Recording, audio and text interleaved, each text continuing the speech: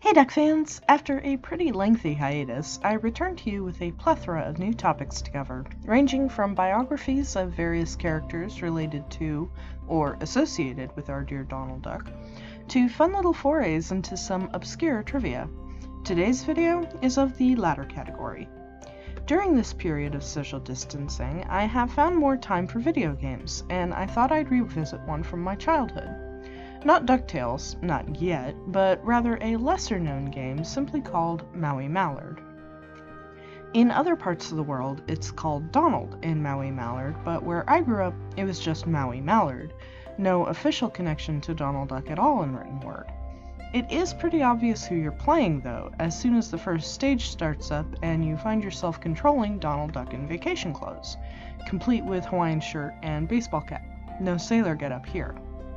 This is a platformer, much like its better-known DuckTales cousin, and Donald is given two actions initially, jumping and shooting. In retrospect, perhaps it's the imagery of Donald Duck with a gun that serves as the reasoning behind why Disney wasn't particularly interested in touting this as an actual Donald Duck game.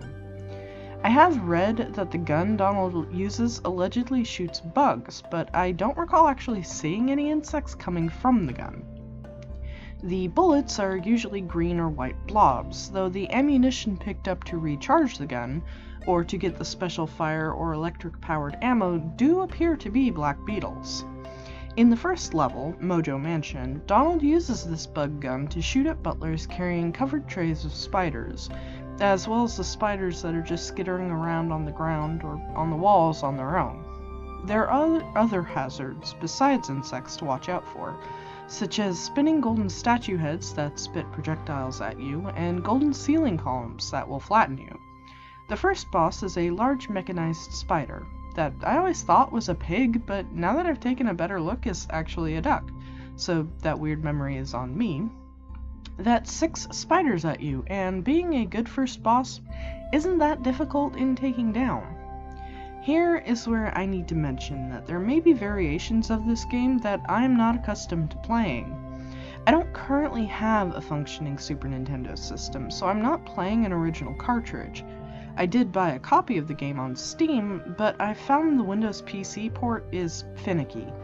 The graphics, music, and game sounds are amazing, but the controls just don't work consistently enough for keyboard, and I don't own a USB controller. Full transparency, I've chosen to play an emulated version. I am playing the Super Nintendo one, though I should mention I've heard the level designs are a bit different on the Sega Genesis and the Mega Drive. There are 8 levels to play, 9 if you count the Babaloo Baby bonus levels, and the first is a good introduction to all the platforming you have to do, but it doesn't offer any insight into the main draw of the game. Transforming from Maui Mallard, a medium-boiled duck detective, to Cold Shadow, a stealthy, blindfolded ninja armed with a bow staff.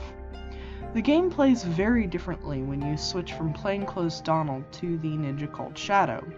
Shadow can use his staff to swing from red-eyed duck skull blocks and to lift himself up to scale vertical tunnels.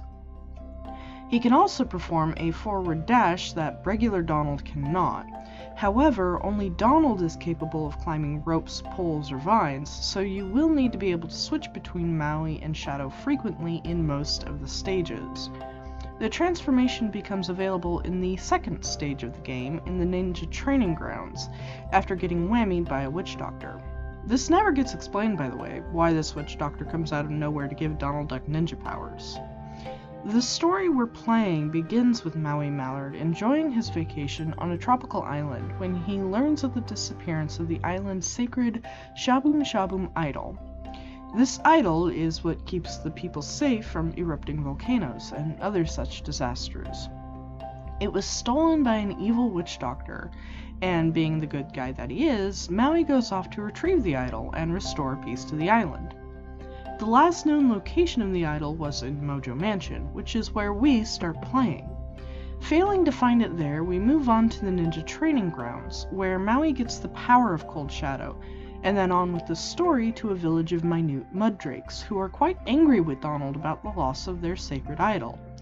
Beating that stage drops you into my least favorite of all the stages, and to be honest, the hardest for me because I could never get past it, the volcano. The muddrakes sacrifice Donald by tossing him into a volcano, and I'm just not good at levels where I'm being chased by inescapable death lava. Again, for transparency's sake, I did end up using the password system to progress after a point. Being a Disney game from the 90s, a password mechanic is implemented, though this game's way to acquire them adds an extra step that you don't always see in these sorts of games. Usually completing a stage reveals a password, but in Maui Mallard, the bonus stage must be successfully completed to receive one. The bonus stages aren't that difficult. You simply have to jump from platform to platform using bouncy stars to fire off a number of rockets and to collect the extra life placed somewhere in the level. I found a list online of the passwords for each stage for the Super Nintendo Maui Mallard game and made good use of them. After surviving the volcano, Donald is approached by a very suspicious duck person with a long flowing ponytail that tells Donald that he needs to pass the test of the muddrakes to find the path to Shaboom Shaboom. I, of course, have questions. Who is this mysterious duck? If the muddrakes know the path, why don't they take it and find the idol themselves? Why try to kill Donald if they know he's trying to rescue it? I also should mention I have a new least favorite stage, and it is this one because there is a point where Donald is bungee jumping using a vine to move muddrakes from one side of a spiked section to the other, and this is so tedious, it's not fun, and I found myself questioning my decision to play this game after reaching this point. Once again making use of the password mechanic, I moved on to the next stage, which of course has to be an underwater stage. Donald finds out that he has to commune with the dead spirit of the Mudrake's chieftain, Kwaku, to find the location of the idol. Kwaku's remains are somewhere on the bottom of the sea, apparently through a shipwreck of the old Flying Duckman. As if water levels weren't frustrating enough, the physics in this level are downright wonky. The swimming is slow and cumbersome, and firing the gun will send Donald careening off in the opposite direction. Though this mechanic can be used to progress more quickly and is needed to outswim a wall of bubbles that chase you through the bowels of the ship. The music is nice though, but I find I tend to like the music in underwater stages in games. A small nitpick I have is that it comes across as unfair to have an entire stage underwater when water on dry stages does damage. Donald putting a flippered foot into a puddle will hurt him, but he doesn't even need to breathe if completely submerged. Don't be fooled by my criticism though, I really actually enjoyed this level. Finding Kwaku's remains is hardly the end of Donald's journey. Donald finds Kwaku in poor spirits and must lay his soul to rest in order to glean the location of the missing Shaboom Shaboom idol. This means taking a trip to Duck Hell, or the Underworld, which is by far one of the weirdest levels I have ever seen in one of these older Disney games. It's half a water stage, but it's the upper half that's water, so you have to jump up into it to swim through. There is a terrifying giant red eyeball in the background that never goes away, it just follows you as you make your way through the Underworld.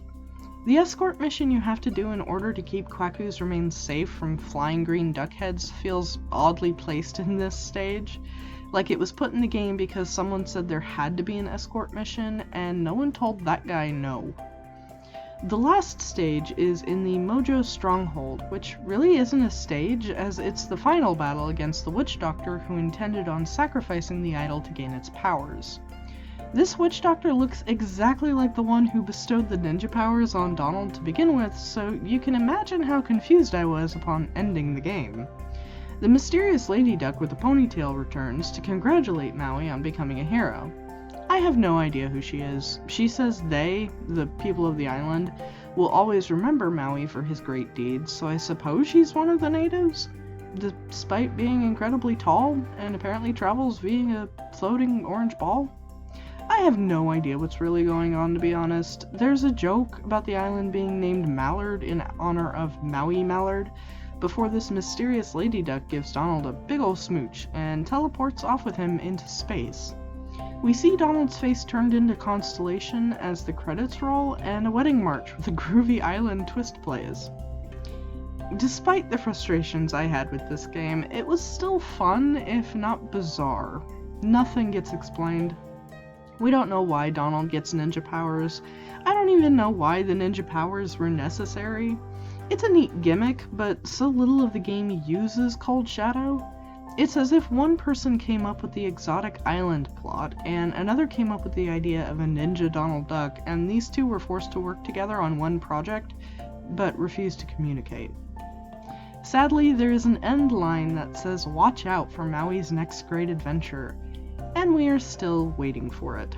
I would love to see an update to this game, or maybe a short-run comic book featuring Donald Duck as this masked ninja, because it is an awesome little side role he once got to play.